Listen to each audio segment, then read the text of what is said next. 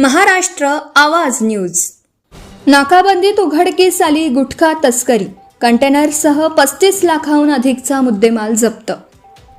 पोलिसांची मोठी कारवाई, कंटेनरमधून 35.20 लाखांचा प्रतिबंधित गुटखा जप्त।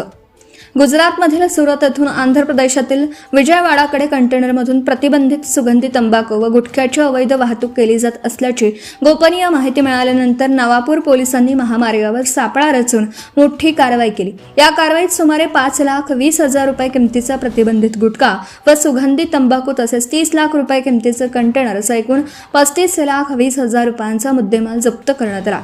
पोलिसांनी नवापूर येथील एका हॉटेलजवळ महामार्गावर नाकाबंदी करून कंटेनर क्रमांक RJ19 JK 1963 अडवून त्याची तपासणी केली।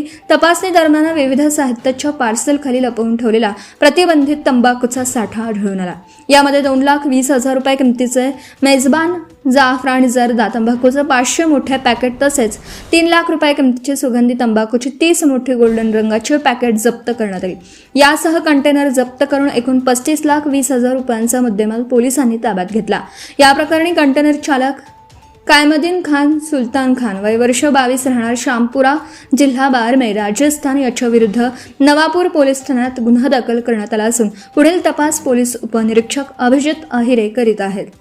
ही कारवाई जिल्हा पोलीस अधीक्षक अश्विनी सानप, अपर पोलीस अधीक्षक आशित कांबळे आणि उपविभागीय पोलीस अधिकारी सुभाष भोये यांच्या मार्गदर्शनाखाली नवापूरचे पोलीस निरीक्षक अभिषेक पाटील, पोलीस उपनिरीक्षक अभिजित अहिरे तसेच पोलीस पथकातील अधिकारी व कर्मचाऱ्यांनी यशस्वीरित्या पार पाडली। Subscribe now and press the bell icon. Never miss an update.